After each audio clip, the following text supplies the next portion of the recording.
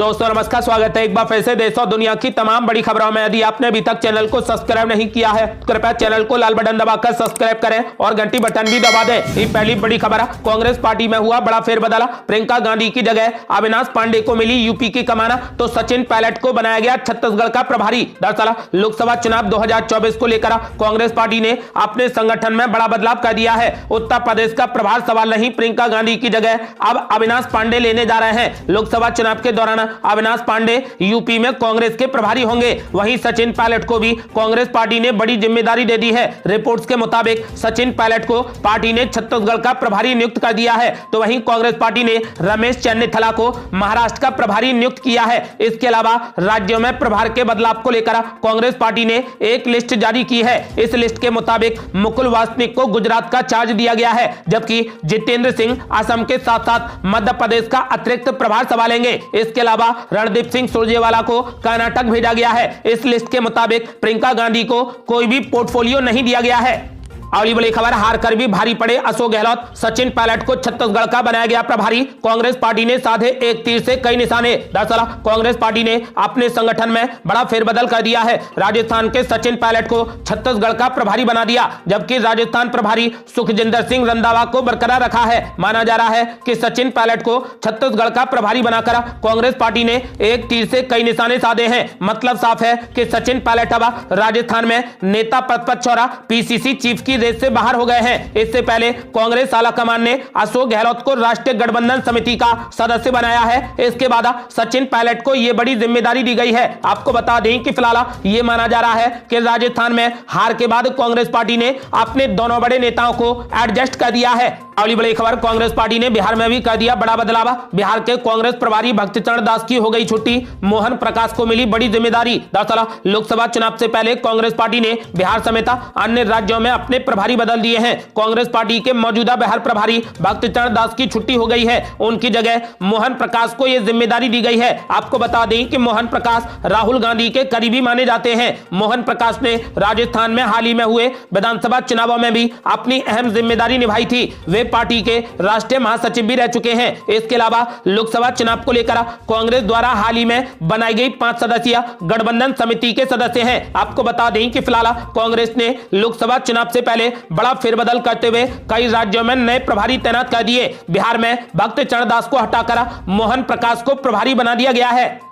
अगली बड़ी खबर, अखिलेश यादव की नाराजगी के बाद भी इंडिया गठबंधन में शामिल करने के लिए कांग्रेस पार्टी ने मायावती को दिया न्योता। दरअसल 3 हिंदी भाषी राज्यों में करारी हार के बाद भी कांग्रेस पार्टी विपक्षी दलों के बीच में अपनी भूमिका ठीक से तय नहीं कर पा रही है। एक तरफ राहुल गांधी इंडिया गठबंधन में शामिल दलों को ही साथ लेकर अगला लोकसभा चुनाव लड़ने की बात कह चुके हैं, तो वहीं दूसरी तरफ यूपी कांग्रेस के अध्यक्ष अजय राय बसपा को इंडिया गठबंधन में शामिल करने के लिए न्योते पर न्योते भेज रहे हैं। एक बार फिर अजय राय ने कहा कि बसपा को विपक्षी दलों के गठबंधन इंडिया में शामिल होने के लिए गंभीरता से विचार करना चाहिए। अजय राय ने कहा कि देश में वर्तमान राजनीतिक परिदृश्य और दलितों की स्थिति को देखते हुए बहुजन समाज पार्टी प्रमुख मायावती को गंभीरता से इंडिया गठबंधन में शामिल होने पर विचार करना चाहिए। आपको बता दें कि सूत्रों का कहना है कि इंडिया गठबंधन की बैठक में समाजवादी पार्टी के प्रमुख अखिलेश यादव ने कहा था कि कांग्रेस पार्टी पहले साफ करे कि वो क्या समाजवादी पार्टी के अलावा बसपा से भी बातचीत कर रही है और उसे लाना चाहती है। अखिलेश यादव ने यह भी कहा था कि बसपा को लाना है तो हमें बता दें, हम भी अपना देख लेंगे। इस पर राहुल गांधी ने इनकार किया था और साफ कर दिया था कि कांग्रेस पार्टी समाजवादी पार्टी के साथ ही रहेगी और बसपा को नहीं लाएगी। इसके बाद भी कांग्रेस पार्टी के यूपी के अध्यक्ष अजय राय ने बसपा को इंडिया गठबंधन में शामिल होने के लिए न्योता दे दिया है। अगली बड़ी खबर, पंडित धीरेन्द्र शास्त्री ने कर दी बड़ी भविष्यवाणी, बोले जल्द ही भारत का होगा पीओके। दरअसल बागेश्वर धाम के पीठाधीश्वर पंडित धीरेन्द्र शास्त्री ने पाकिस्तान अधिकृत कश्मीर को लेकर बड़ी भविष्यवाणी की है। धीरेन्द्र शास्त्री का मानना है कि जल्द ही पीओके भारत का हिस्सा होगा। भविष्यवाणी करते हुए धीरेन्द्र शास्त्री ने इसकी वजह भी बताई। उन्होंने देश की सेना के जवानों पर भरोसा जताते हुए ये भविष्यवाणी की है। आपको बता दें कि कश्मीर का कुछ हिस्सा पाकिस्तान के पास है, उसे पाक अधिकृत कश्मीर कहा जाता है। इसको को लेकर समय समय पर भारत में मिलाने की मांग की जाती रही है। इस मामले में अब बागेश्वर धाम के पीठाधीश्वर पंडित धीरेन्द्र शास्त्री ने भी भविष्यवाणी की है। उनका कहना है कि जल्द ही पीओके भारत का हिस्सा बन जाएगा। उन्होंने कहा कि पाकिस्तान अधिकृत कश्मीर के भारतीय सीमा में मिलने में अब ज्यादा समय नहीं लगेगा। बागेश्वर धाम के पीठाधीश्वर पंडित धीरेन्द्र शास्त्री ने पीओके के भारत का हिस्सा बनने की भविष्यवाणी करते हुए इसकी वजह भी बताई है। उन्होंने भारतीय सेना पर भरोसा जताते हुए कहा कि भारतीय सेना अपने शौर्य के दम पर जल्द ही पाकिस्तान अधिकृत कश्मीर को भारत का हिस्सा बना लेगी। इसको लेकर धीरेन्द्र शास्त्री ने भविष्यवाणी भी कर दी है। पाकिस्तान अधिकृत कश्मीर पर बात करते हुए धीरेन्द्र शास्त्री ने कहा कि हमारी सबसे बड़ी कामना यही है कि वो भारत का हिस्सा बन जाए। पाकिस्तान अधिकृत कश्मीर पर बात करते हुए धीरेन्द्र शास्त्री ने कहा कि वो पाकिस्तान से वो हिस्सा वापस करने के लिए यज्ञ करवाएंगे। इस दौरान उन्होंने कहा कि हम अपने आध्यात्म बल पर प्रार्थना करेंगे और भारत सरकार ये काम कर लेगी। इस दौरान उन्होंने ये भी कहा कि हम पीओके को लेकर रहेंगे। अगली बड़ी खबर, ओबीसी की बात करते रहे राहुल गांधी, लेकिन कांग्रेस में ही नहीं दिला पाए हक। मल्लिकार्जुन खड़गे ने बनाए 12 महासचिव, लेकिन केवल एक ओबीसी को मिली जगह है। दरअसल कांग्रेस पार्टी में नियुक्त किए गए नए 12 महासचिवों में अन्य पिछड़ा वर्ग से केवल एक नेता को जगह मिली है। कांग्रेस अध्यक्ष मल्लिकार्जुन खड़गे ने 12 महासचिवों और 12 प्रभारियों को नियुक्त किया है। इनमें आधे से ज्यादा अगड़ी जाति के नेता हैं। ऐसे में राहुल गांधी के पिछले दिनों जातीय जनगणना और ओबीसी की भागीदारी पर दिए गए बयानों का जिक्र हो रहा है। कहा जा रहा है कि राहुल गांधी कांग्रेस में बड़े पद की रेस में ओबीसी को हक नहीं दिला पाए हैं और वो लगातार ओबीसी की बात कर रहे हैं और वो अपनी पार्टी में ही ओबीसी नेताओं को हक नहीं दिला पाए। अगली बड़ी खबर, साक्षी मलिक और बजरंग पुनिया के इस्तीफे पर मचा सियासी बवाल। विपक्ष ने मोदी सरकार पर बोला जबरदस्त हमला। दरअसल बीजेपी सांसद ब्रजभूषण शरण सिंह के करीबी संजय सिंह डब्ल्यूएफआई के नए अध्यक्ष चुने गए हैं, जिसके बाद प्रेस कॉन्फ्रेंस कर साक्षी मलिक ने रोते हुए कुश्ती को अलविदा कह दिया। इसके बाद पहलवान बजरंग पुनिया ने भी अपना पद्मश्री वापस कर दिया। इस मुद्दे पर अब पूरे देश में राजनीति शुरू हो गई है। इस बीच साक्षी मलिक के समर्थन में पहलवान वीरेंद्र सिंह यानी गूंगा पहलवान भी आ गए हैं। उन्होंने एक्स पर पोस्ट कर कहा कि मैं भी अपनी बहन और देश की बेटी के लिए अपना पद्मश्री लौटा दूंगा। उन्होंने कहा कि प्रधानमंत्री नरेंद्र मोदी जी, मुझे आपकी बेटी और अपनी बहन साक्षी मलिक पर गर्व है। इस पोस्ट में उन्होंने नीरज चोपड़ा और क्रिकेटर सचिन तेंदुलकर को भी टैग किया है। इस पर शिवसेना यूबीटी सांसद प्रियंका चतुर्वेदी ने कहा कि आप एक ऐसे व्यक्ति को बचा रहे हैं जिसके खिलाफ गंभीर आरोप हैं। महिला पहलवानों से वादा किया गया था कि ब्रजभूषण से जुड़े किसी भी व्यक्ति को डब्ल्यूएफआई के लिए नहीं चुना जाएगा। बजरंग पुनिया को जो करना पड़ा वो शर्मनाक था क्योंकि उन्हें न्याय नहीं मिला। तो वहीं पहलवान साक्षी मलिक और बजरंग पुनिया पर एनसीपी सांसद सुप्रिया सुले ने कहा कि केंद्र खेल मंत्री को उनसे मिलना चाहिए और उनकी बातें सुननी चाहिए। तो वहीं कांग्रेस पार्टी ने इस मुद्दे को लेकर केंद्र सरकार पर निशाना साधते हुए कहा कि साक्षी मलिक की आंखों में आंसू मोदी सरकार की देन है। कांग्रेस महासचिव प्रियंका गांधी साक्षी मलिक के घर पहुंची, जहां उन्होंने साक्षी मलिक और बजरंग पुनिया से मुलाकात की। उन्होंने दोनों को न्याय की लड़ाई में उनका साथ देने का भरोसा दिलाया। इस दौरान दीपेंद्र हुड्डा भी उनके साथ थे। दीपेंद्र हुड्डा ने कहा कि हमने उनसे आग्रह किया है कि देश हित में कुश्ती से संन्यास के अपने फैसले पर पुनर्विचार करें और उन्हें विश्वास दिलाया कि न्याय मिलने तक उनका हम साथ नहीं छोड़ेंगे। तो वहीं खेल मंत्रालय ने कहा है कि डब्ल्यूएफआई का चुनाव पूरे तरीके से निष्पक्ष और लोकतांत्रिक तरीके से हुआ है। खेल मंत्रालय ने यह भी कहा कि यह उनका निजी फैसला है। हम अब भी कोशिश करेंगे कि बजरंग पुनिया अपना पद्मश्री लौटाने के फैसले को बदल दें। अगली बड़ी खबर, डब्ल्यूएफआई के नए अध्यक्ष संजय सिंह का बड़ा बयान। बोले जो लोग राजनीति करना चाहते हैं वो राजनीति करने के लिए स्वतंत्र हैं। दरअसल भारतीय कुश्ती महासंघ के नवनिर्वाचित अध्यक्ष संजय सिंह ने शनिवार को साक्षी मलिक के कुश्ती छोड़ने की घोषणा और बजरंग पुनिया के पद्मश्री लौटाने के फैसले पर बड़ी टिप्पणी की। उन्होंने कहा कि जो लोग राजनीति करना चाहते हैं वो ये सब करने के लिए स्वतंत्र हैं। उन्होंने कहा कि जो लोग एथलीट हैं उन्होंने अभी से ही तैयारियां शुरू कर दी हैं। हिंदुस्तान टाइम्स की रिपोर्ट के मुताबिक कुश्ती महासंघ पूर्व अध्यक्ष ब्रजभूषण शरण सिंह से अपनी नजदीकियों पर संजय सिंह ने कहा कि सांसद से नजदीकी रखना क्या गुनाह है। उन्होंने कहा कि मैं हमेशा पदों पर रहा हूं और इसका सांसद से कोई भी लेना देना नहीं है।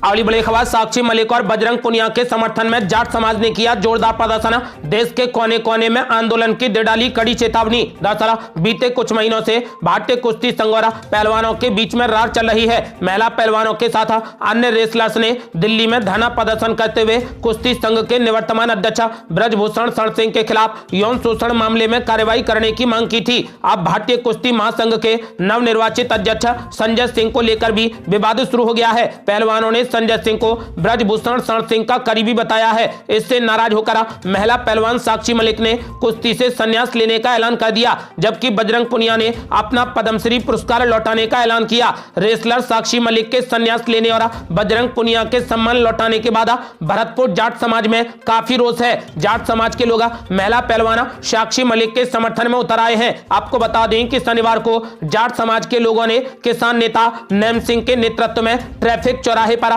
स्थित महाराजा सूरजमल की प्रतिमा के सामने केंद्र सरकार का पुतला फूंका और जमकर नारेबाजी की। उन्होंने महिला पहलवानों के लिए न्याय की मांग करते हुए ऐलान किया कि अगर नवनिर्वाचित अध्यक्ष संजय सिंह को तुरंत प्रभाव से नहीं हटाया गया और महिला पहलवानों के साथ न्याय नहीं किया गया तो जल्द ही पूरे देश में आंदोलन शुरू किया जाएगा। इस दौरान प्रदर्शन कर रहे लोगों ने कहा कि जिन खिलाड़ियों ने देश का गौरव बढ़ाया, आज उन्हें इस्तीफा देना पड़ रहा है, उन्हें अपने मेडल लौटाने पड़ रहे हैं। इसको लेकर आज हम शर्मिंदा हैं। नैम सिंह ने कहा कि जब ब्रजभूषण शरण सिंह के नजदीकी संजय सिंह को अध्यक्ष बनाया गया, उस समय ब्रजभूषण शरण सिंह के गले में हजारों मालाएं थी और संजय सिंह के गले में एक ही माला थी। इससे साफ जाहिर होता है कि केंद्र सरकार देश की प्रतिभाओं को अपमानित कर रही है। उसका खामियाजा उन्हें आने वाले समय में भुगतना पड़ेगा। इसीलिए केंद्र सरकार का पुतला दहन कर हमने अपना विरोध जताया है। उन्होंने कड़ी चेतावनी देते हुए कहा कि जल्द ही सरकार महिला पहलवानों की मांग को मानते हुए अध्यक्ष पद पर किसी महिला पहलवान का चयन करे, नहीं तो हिंदुस्तान के कोने कोने में इसका विरोध होगा। आज इसकी शुरुआत भरतपुर से हुई है और कल देश के कोने कोने में आंदोलन शुरू होगा। अगली बड़ी खबर, आम आदमी पार्टी ने पहलवान साक्षी मलिक के इस्तीफे पर मोदी सरकार पर बोला जबरदस्त हमला, कहा साक्षी मलिक का संन्यास पीएम मोदी की नैतिक हार है। दरअसल भारतीय पहलवान साक्षी मलिक द्वारा कुश्ती से संन्यास लेने के बाद आम आदमी पार्टी के दुर्गेश पाठक ने इस मामले में प्रेस वार्ता कर भारतीय जनता पार्टी और प्रधानमंत्री नरेंद्र मोदी पर जबरदस्त हमला किया। उन्होंने पहलवानों को कहा कि पूरा देश सब देख रहा है और सभी आपके साथ हैं। उन्होंने कहा कि यह बीजेपी और पीएम मोदी की नैतिक हार है। उन्होंने कहा कि देश का बनाने वाले कुश्ती के पहलवानों के साथ हुई अपमानजनक घटना की बेसिक जांच भी मोदी सरकार नहीं करवा पाई। उन्होंने कहा कि देश का पूरा सिस्टम ही पिछले एक साल से पहलवानों को हराने में लगा था। यही वजह रही है कि आज कुश्ती महासंघ के अध्यक्ष के रूप में ब्रजभूषण शरण सिंह के करीबी को अध्यक्ष बनाया गया। आपको बता दें कि दुर्गेश पाठक के इस बयान पर प्रतिक्रिया देते हुए दिल्ली बीजेपी के प्रवक्ता प्रवीण शंकर कपूर ने कहा कि दुर्गेश पाठक जैसे आम आदमी पार्टी के नेता आंदोलनकारियों को गुमराह करने की कला में माहिर हैं, चाहे वो 2021 में किसान हो या फिर 2023 में कुछ खिलाड़ी हो। उन्होंने कहा कि आप नेताओं के उकसावे के बावजूद किसानों ने केंद्र सरकार पर भरोसा बनाए रखा और वो दिन दूर नहीं जब कुछ निराश खिलाड़ियों को भी ये एहसास होगा कि विपक्षी दल सिर्फ उनका राजनीतिक शोषण कर रहे हैं। अगली बड़ी खबर, ईवीएम मशीन को लेकर उद्धव ठाकरे और संजय राउत ने मोदी सरकार पर बोला जबरदस्त हमला, कहा बैलेट पेपर से कराए जाए चुनाव, ईवीएम मशीन है तो सब कुछ संभव है। दरअसल 3 राज्यों में बीजेपी की जीत के बाद उद्धव ठाकरे ने मांग की है कि अगर बीजेपी में साहस है तो उसे सभी संदेहों को दूर करने के लिए ईवीएम मशीन के बजाय बैलेट पेपर से बीएमसी चुनाव करवाने चाहिए। बाद में पार्टी सांसद संजय राउत ने भी ऐसा ही कहा। आज भी सांसद संजय राउत ने मांग की है कि देश में ईवीएम मशीन पर नहीं बल्कि बैलेट पेपर पर चुनाव होने चाहिए। उन्होंने कहा कि यदि ईवीएम मशीन है तो सब कुछ संभव है। आपको बता दें कि फिलहाल उद्धव ठाकरे और संजय राउत ने मांग की है कि ईवीएम मशीन के बजाय बैलेट पेपर से चुनाव होने चाहिए।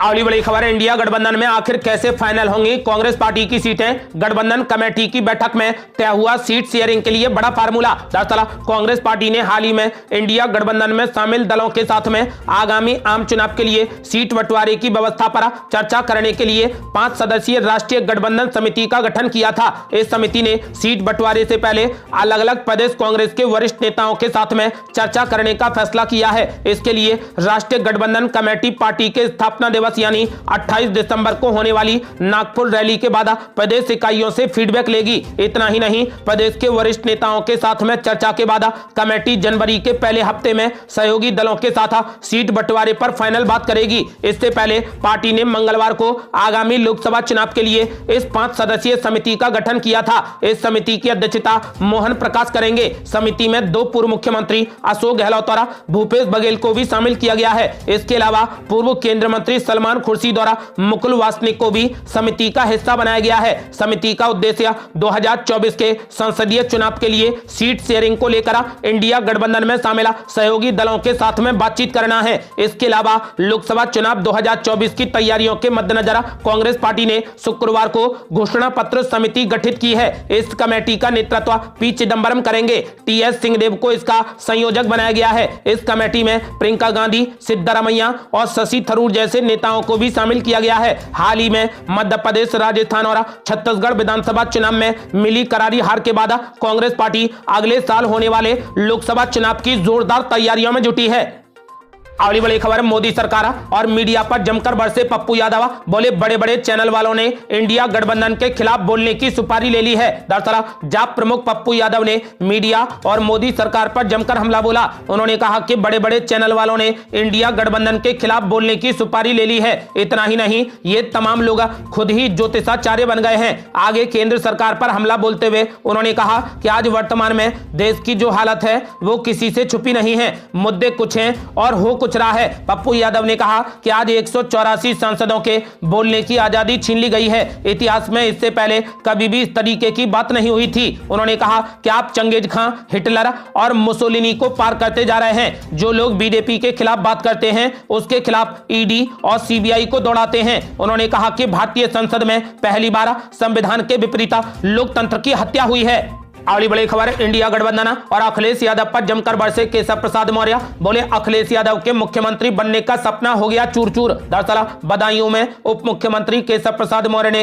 इंडिया गठबंधन पर जबरदस्त हमला किया। उन्होंने कहा कि देश की जनता विपक्षी गठबंधन को नकार चुकी है। केशव प्रसाद मौर्य ने कहा कि देश में मोदी के नाम की सुनामी चल रही है। 2024 में जनता मोदी को तीसरी बार प्रचंड बहुमत से प्रधानमंत्री बनाने का मन बना चुकी है। उप मुख्यमंत्री बिलसी विधानसभा में जनसभा को संबोधित कर रहे थे। उन्होंने 2022 में सपा की सरकार बनने के दावे पर चुटकी ली। अखिलेश यादव ने कहा था कि 400 सीटें जीतकर सपा सरकार बनाएगी। केशव प्रसाद मौर्य ने कहा कि अखिलेश यादव अब कभी भी मुख्यमंत्री नहीं बन पाएंगे। उन्होंने कहा कि विपक्ष सरकारी एजेंसियों के छापे पर आपत्ति जताता है, लेकिन छापे में विपक्षी नेताओं के पास से करोड़ों रुपए मिलते हैं। मोदी सरकार जनता का पैसा लूटने वालों से पाई पाई वसूल करेगी। उन्होंने कहा कि बीजेपी सरकार गरीबों के लिए काम कर रही है। केशव प्रसाद मौर्य ने कहा कि मध्य प्रदेश में मोहन यादव के मुख्यमंत्री बनने से अखिलेश यादव का सपना चूर चूर हो गया है। उन्होंने कहा कि विपक्षी नेता प्रधानमंत्री मोदी का आए दिन अपमान करते हैं। विपक्षी गठबंधन मोदी को प्रधानमंत्री बनने से रोकने के लिए बना है। उन्होंने कहा कि विरोधी 2024 में मोदी को सरकार बनाने से नहीं रोक पाएंगे। अगली बड़ी खबर, डीएम के नेता के बिगड़े बोले यूपी और बिहार के लोग तमिलनाडु में टॉयलेट साफ करते हैं। दरअसल डीएम के नेता दयानिधि मारन ने यूपी बिहार के लोगों के लिए अपमानजनक टिप्पणी की है। दयानिधि मारन ने कहा कि यूपी और बिहार के हिंदी बोलने वाले तमिलनाडु में आकर टॉयलेट साफ करते हैं। उन्होंने कहा कि ये लोग यहाँ पर कंस्ट्रक्शन से जुड़े छोटे मोटे काम करते हैं। उनके इस बयान पर बवाल मच गया है। दयानिधि मारन की क्लिप शेयर करते हुए बीजेपी ने बिहार के मुख्यमंत्री नीतीश कुमार से पूछा कि इस पर उनके क्या विचार हैं। भाजपा के राष्ट्रीय प्रवक्ता शहजाद पूनावाला ने कहा कि डीएम के सांसद सेंथिल कुमार ने संसद में उत्तर भारतीयों के लिए आपत्तिजनक टिप्पणी की थी। उसके बाद रेवंत रेड्डी ने तेलंगाना के डीएनए को बिहार के डीएनए से बेहतर बता दिया था और अब डीएम के नेता दयानिधि मारन ने अपनी टिप्पणी से उत्तर दक्षिण की बहस को आगे बढ़ा दिया है। उन्होंने कहा है कि यूपी और बिहार वाले आकर तमिलनाडु में टॉयलेट साफ करते हैं। आपको बता दें कि डीएम के इंडिया गठबंधन का हिस्सा है, इसीलिए बीजेपी नीतीश कुमार पर हमलावर है। ये थी अब तक की बेहद बड़ी खबरें। रोजाना की ताजा खबरों को जानने और हमसे जुड़ने के लिए चैनल को लाल बटन दबाकर सब्सक्राइब करें और घंटी बटन भी दबा दें। जल्दी मिलते हैं बड़ी अपडेट के साथ, तब तक के लिए जय हिंद, जय भारत।